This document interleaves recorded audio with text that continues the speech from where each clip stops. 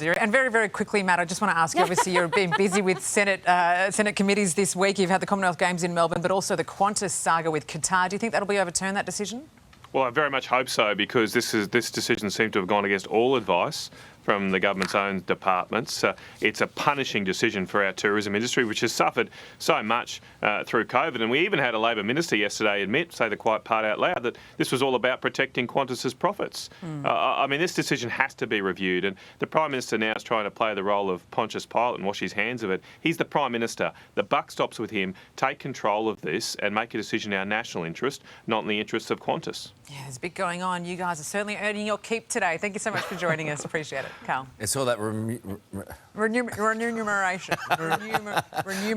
You did it well, says. Might just have missed out on huge airfare savings with revelations that the federal government has rejected Qatar Airlines' bid for more flights into Australia.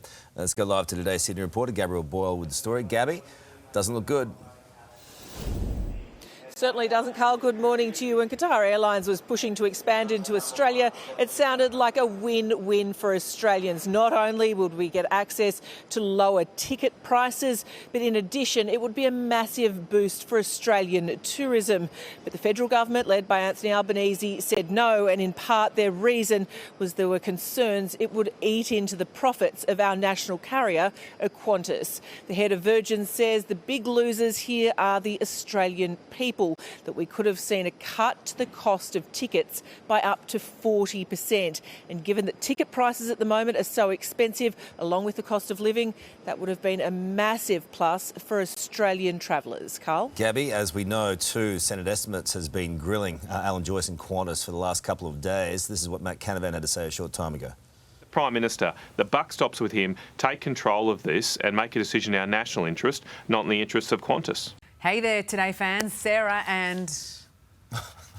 What's my name again? Oh my goodness, Carl. Hey, thanks for watching our YouTube channel, though. Subscribe now for more news, special reports and amazing Aussie stories. And Carl misbehaving, Whoa, of course. That never happens. Always happens. What's she talking about? Always happens.